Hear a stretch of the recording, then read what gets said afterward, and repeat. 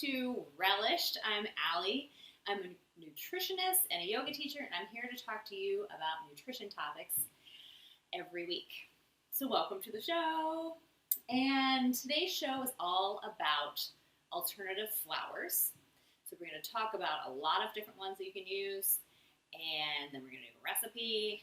And please put any questions or comments that you may have in the chat down below. And I will be looking. Oh, hello, I see somebody said hey. I will be checking the comments section anytime or throughout the show. So please, I love when we have an interactive conversation. So welcome to the show. So alternative flours. So basically what that means is any flour that is not wheat flour. So we, traditionally we use wheat flour, all-purpose flour for baking, cooking, thickening soups and things like that. Here we go. I do have it because I do like to make homemade bread and pizza dough, and that just makes the best crust and the best bread. But I also use alternative flours, and I know a lot of people use them all the time because, well, let's go into why people use alternative flours. So mostly people are using alternative flours because they're looking for a gluten-free option or a grain-free option or a flour that is not wheat. And a lot of these alternative flours have a good amount of protein, a good amount of fiber.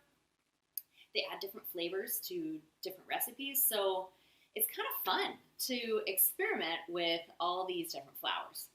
So today, I'm going to give you a list of 16 alternative flours that can be used. And then I'm going to really go into detail about 3 of them because I have some visual aids.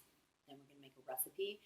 I'll just let you know. If you follow me on Instagram or we're friends on Facebook, you saw on my story that I gave a little teaser. We're going to be making a garbanzo bean flour soup. I'm really excited about this, especially because it's getting chilly outside. I think it's going to be really good. It's from Serious Eats. It's called chickpea flour soup from Provence. So it's going to be good, and I can't wait to make it. So we will add the link for that recipe throughout the show today, but it is from Serious Eats, and I have it on the wall over here. That's why I'm looking backwards. Chickpea flour soup from Provence. It's going to be good. So the list that I have, the 16 alternative flours I got from thekitchen.com, K-I-T-C-H-N, just because they gave great resources, and I thought, wow, this is awesome. So I'm going to tell you about some of the things they say, then I'll go into some more research that I found. So let's get started. Alternative flour number 1, buckwheat flour. This is one of the ones I'm going to go into in more detail, but I just want to mention it now because it's a great one. It sounds like it has wheat and gluten, but it actually doesn't. It is comes from a whole different family than wheat. So buckwheat flour, it's a little bit darker, it's a little bit earthier and richer tasting, but it is great for baked goods, pancakes, crepes. My mom always talked about buckwheat flour pancakes when I was little, and they are delicious. I know she still makes them now. And I need to start making them more often because they are delicious. So buckwheat flour, really good for like pound cake type recipes and baked goods. So check it out. We'll go into more detail about buckwheat flour and the benefits. The next one is millet flour. And if you watched my episode, gosh, it was months ago. I don't remember the episode number, but I did make a stir fry with millet, and this is millet. They're like little pellets. A lot of people think of millet as bird food because it is kind of in a lot of bird seed mixes, but it is really good. So what they do, excuse me, what they do is take these pieces of millet, grind them into a flour, and then it can be used in replacement of wheat flour. So it's kind of mild, it has kind of a nutty flavor, it's really good, and people also use it to make quick breads and muffins and pancakes, waffles, so basically baked goods. I've had, one of my friends is gluten-free, and she had us over one time to have a gluten-free baked gluten-free Baked goods made with gluten-free flours, and she used millet flour, and the muffins were so good. So I recommend it. It is kind of a starchy flavor, and it does make for a coarse baked good, but I kind of like that. Like, I'm the kind of person that likes like malt and things with like a little bit of coarseness or grittiness. So try it out. It's pretty good. And excuse me, I'm gonna get my water. Okay, the next flour is sorghum flour. Sorghum looks a lot like millet when it's in its true form. They also take that and grind it into a flour. It has a smoother taste than millet, and it's closer in texture and taste to wheat flour. So that's why a lot of people use that for baked goods. It's good for baking. It's a little bit darker in color. Some people like to blend it with like half cornstarch, half sorghum, if that's something, if you're okay with eating corn. If you're just looking for a gluten-free alternative, sorghum's the way to go. Check it out. And then next is an exciting one for me, is black beans. So people use this if they don't want to use flour at all. You'll have to look it up. There are lots of recipes out there for black bean brownies, black bean truffles. One of my friends, I joined a group, it's called PEPS in Seattle. It's for new moms when your baby is really young. Like, I think I joined when Joaquin was maybe 4 weeks old, and then you get together with all the moms with babies the same age. Anyway, one of the girls in the group, she made black bean truffles. They are so good. I went back for like seconds and thirds. So look up recipes for that. I know relish.com has 2 recipes, I think, for black bean brownies. Really good. It's nice because it adds protein. It adds some texture. Typically, people use black beans in baked recipes that have chocolate because the chocolate kind of masks the color. So check it out. It's really good. Maybe another week I'll make the brownies because they're so delicious. All right, moving on. Chickpea flour. This is what we're going to be working with today. And this is chickpea flour, also known as garbanzo bean flour. This is a window here, so it's that color. And we'll go into more detail about chickpea flour, and we're going to be making a recipe with chickpea flour. But it does have more protein than wheat flour, so about the same amount of calories. They both, 1/4 of a cup. Wheat flour has 110 calories. Chickpea flour has 120, so about the same. But wheat flour has 3 grams of protein. Chickpea flour has 5 grams of protein. So it's a good one. It's a good one. It's sturdy. It's dense. It binds well with other gluten-free flours, so you could always do a half and half situation. It's also great for non-chocolate baked goods. So use the black beans for chocolate baked goods. Use the garbanzo bean flour for non-chocolate baked goods. But yes, people use it for cookies, muffins, breads, crepes, tortillas. Today we're going to use it in a soup. So you can use it for sweet, you can use it for baked, you can use it for cooking on the stove. Lots of options, and I'm just really excited to work with chickpea flour today. Next is coconut flour. I also have a coconut flour visual aid. So I bought this at PCC, which is our local health food store, like Whole Foods, but local Seattle. Coconut flour, 100%, 100% organic. So this is just ground coconut into a fine, fine flour.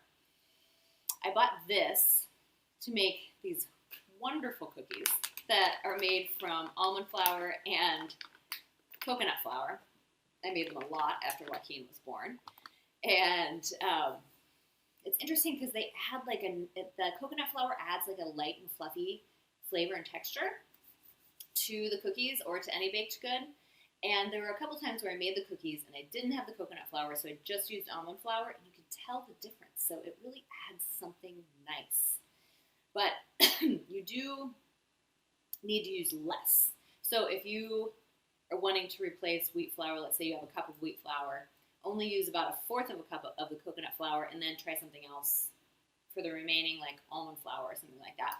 Because it is a pretty strong flavor and things might fall apart a little bit more.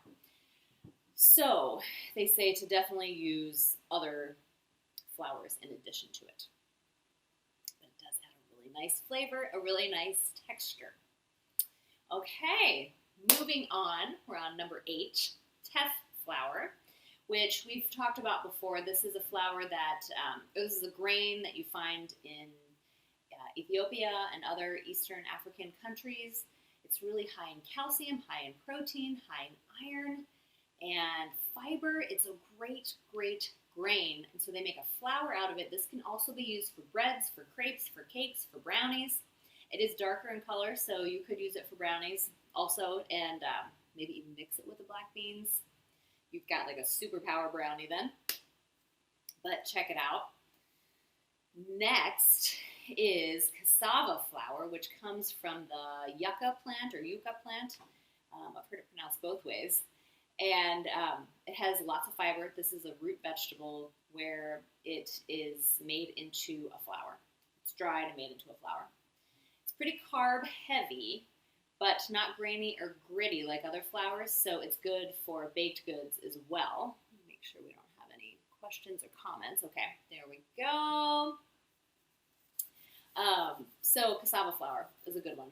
I know that I've seen that used for people that don't eat grains or gluten or anything like that, and because it's a root vegetable, you're not getting the grains. So that's a good one. Almond flour is next, which is one of my favorites. I use this pretty frequently. Here we go. I'm going to go into more detail about almond flour in a little bit as well. But it's one of my favorites. So 1/4 of a cup, 170 calories, which is a little bit more than wheat flour, but it also has more fiber, 3 grams of fiber, 6 grams of protein, which that's a lot. You know, if you're using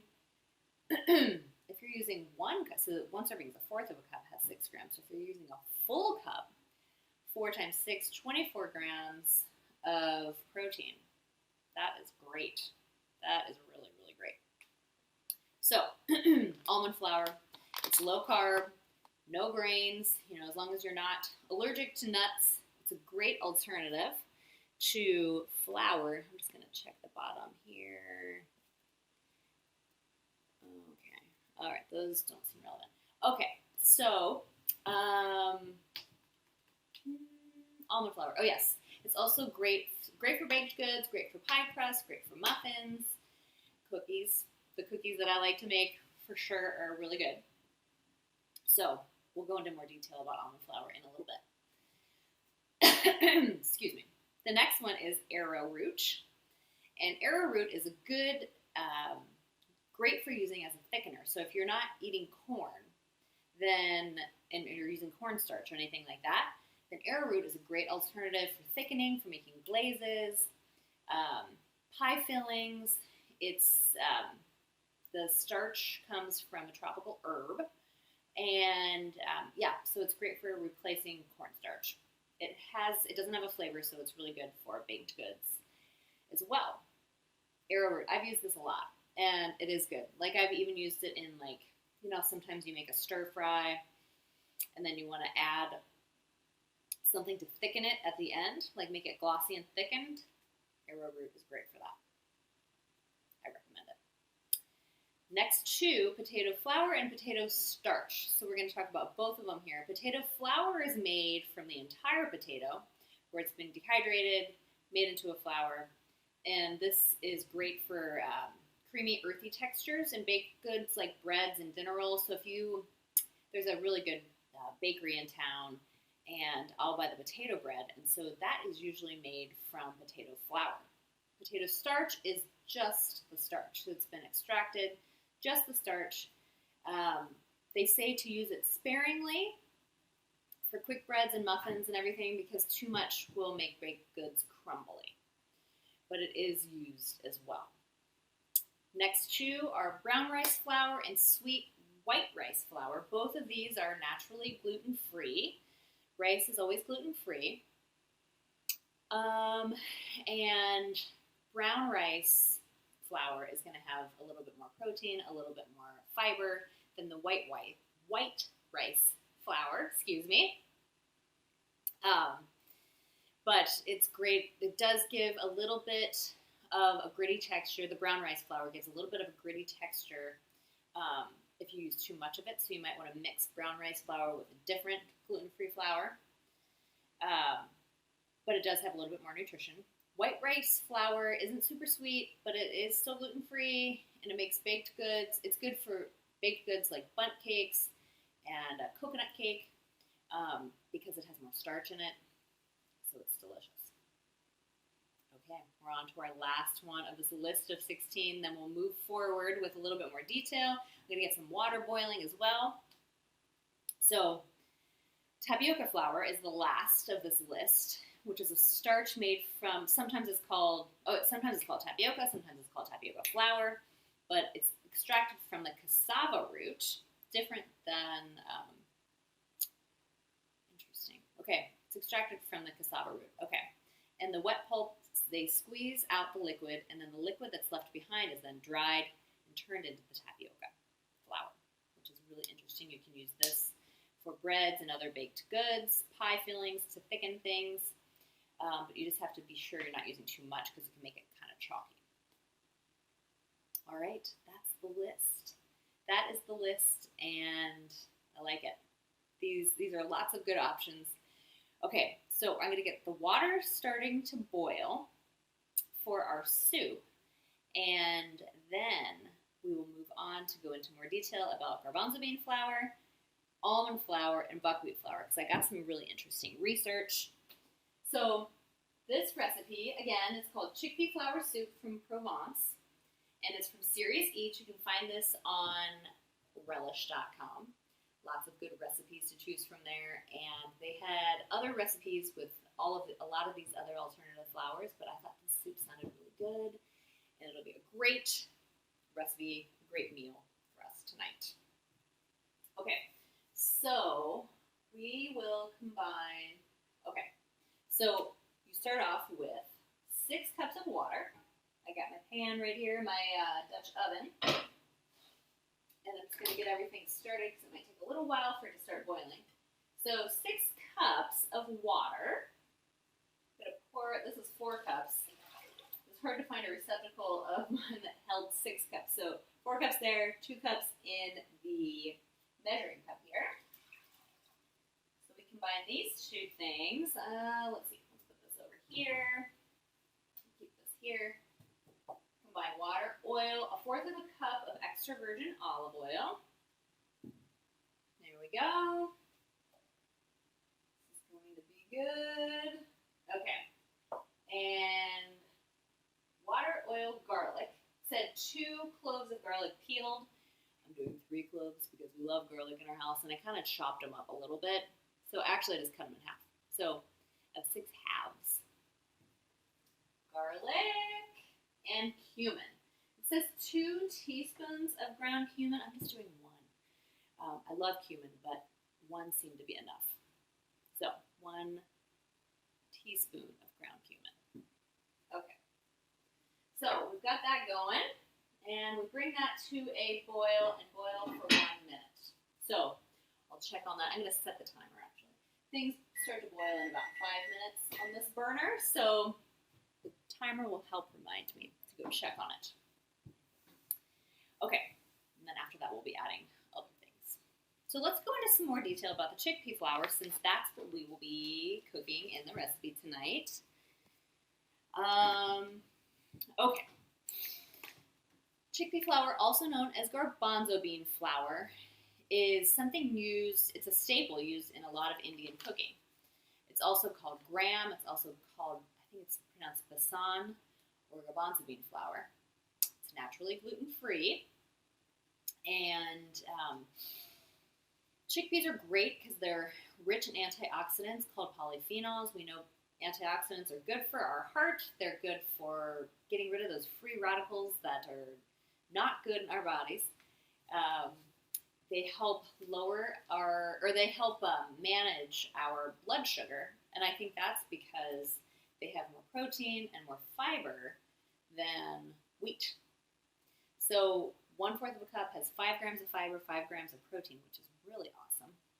When wheat flour has less than 1 gram of fiber, 3 grams of protein. So you're going to get lots more protein and fiber from these chickpeas. And let's see, they also contain resistant starch, which is interesting. Resistant starch functions similarly to soluble fermentable fiber, and that helps the good bacteria,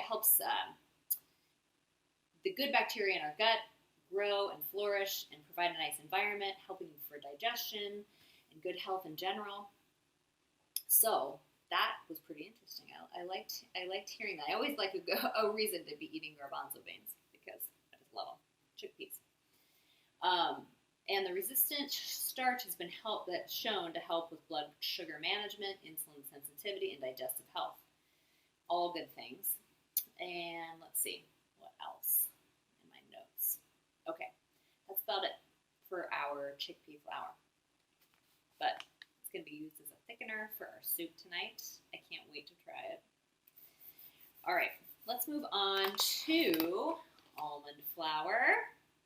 So almond flour is made from ground almonds. So when you see that it says almond flour, there's also almond meal, which we're going to talk about how there is a difference between the two.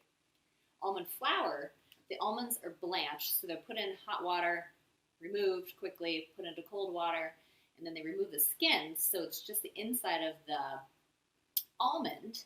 And right here it even says it, extra fine grind using blanched whole almonds. So you blanch the almonds, take the skins off, dry them, grind it into a flour. Almond meal is when you keep the skins on and you grind it. So sometimes those two things are used interchangeably, but almond meal is going to give you a coarser product.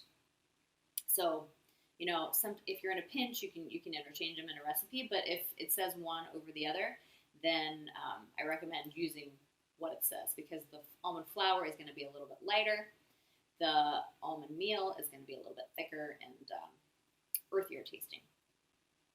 Some more good things about almonds. Almonds are high in vitamin E, which is a fat-soluble vitamin that's high in antioxidants, and we know antioxidants are good to get rid of those free radicals, good for our heart, to reduce our risk of heart disease and cancer. And interestingly, some studies have linked high vitamin E intake with lower rates of heart disease and lower rates of Alzheimer's. Almonds are also high in magnesium, which has been found to help with our digestion, help with improving our blood sugar, and lowering our blood pressure. Almonds, of course, are gluten-free, so as long as you're not allergic to nuts or almonds, it's a great alternative for baking or for, sometimes I stir it in my oatmeal too, you know, for a little bit extra protein. I put it in smoothies as well. Let's see what else. And, oh yes, and almonds have been found also to possibly help lower our cholesterol, total cholesterol, which that's always a good thing. Oh, and here I have a little bit more. There was an analysis of 5 different studies that included 142 people, and they found that the people that ate more almonds had decreased their LDL cholesterol decreased by 5.79 milligrams per deciliter, which that's pretty good. That's pretty good. The LDL is the bad cholesterol, so we want that reduced. Okay, let's check on this. Okay, it's almost there. So I'll continue with the almond flour talk, and then we'll do buckwheat. Okay, so yeah, almond flour, it's great. It's easy to bake with. The only thing is that it makes for like a little bit flatter and denser products like muffins. I've cooked with muffins before, and they are just a little bit flatter, but they're still delicious. And you can also replace, if like a recipe calls for breadcrumbs where you're coating like chicken or fish, you can use almond flour and maybe some Parmesan cheese. Delicious. Okay, that's it for almond flour. Let's go check on this. Okay, give it another minute or so. I'll go talk about buckwheat flour. I don't have a visual aid for buckwheat flour, but I just wanted to bring it up. So it comes from buckwheat comes from a group of foods called pseudo-cereals. And pseudo-cereals are, they don't grow as a grass like wheat flour does. So other pseudo-cereals are quinoa and amaranth and buckwheat. So they're all gluten-free, and buckwheat is typically grown in in the northern hemisphere, like in Russia, China, Central and Eastern Europe, and has a good amount of fiber, and it's good for our digestion. It also has that resistant starch, which is good for the gut bacteria, good for our bodies. It's also rich in a lot of antioxidants and helps improve our blood sugar. And the antioxidants, of course, are also good for our health, good for inflammation, just good in general. And there was a study done with 850 Chinese adults, and they ate buckwheat, and there was a link between eating buckwheat and lowering blood pressure and lowering LDL cholesterol. So let's have our buckwheat. It's good for us. Okay, let's go check on our boiling water. Oh, yes. Okay. Yes, the water and the olive oil are boiling. Now, reduce the heat to low and whisk in. I've got my whisk right here. Whoa. Okay. I have 1 cup of chickpea flour. That is really boiling. Okay. Okay. 1 cup of chickpea flour. We're going to whisk that in. And let's see. When do we add? I guess we add the, I think it says. Interesting. Okay, well, I'm going to add the salt. And I'm going to, oh yeah, that's it. Okay. So we're whisking in the chickpea flour. And this will help thicken it and just make it really delicious. And then after this has kind of combined together, we ladle it into bowls, put some green onions, some scallions on top. And that's it. So we're going to have this for dinner tonight. Get some nice, I'm going to go to the grocery after this. I'm going to get some nice bread. It's going to be good. So that is it. So if you follow me on Instagram, I will be posting pictures of our soups tonight. And I think I'll take this off the heat as well. I've got my little trusty mittens here. All right. Because yes, we have an electric stove and it keeps things pretty hot still. So I'm going to just remove that. Whisk this in, and if it doesn't whisk completely in, I'm going to put it in the blender, and then that'll make it really smooth, or use a hand blender, then the garlic will get nice and mixed in there as well. All right, there we go. So that's it. So many alternative flour options. Let me know which ones you try. And thank you all for joining me tonight for the show. Always love having everybody here. I'll be here again next week with a different topic. I'll let you all know how the soup is. It smells really good, especially with the cumin and the olive oil and the garlic in there. It's going to be good. So, quick, easy. Not very many ingredients. Quick and easy to make. So, thank you all for joining tonight. I'll see you again next week. Have a good rest of the week.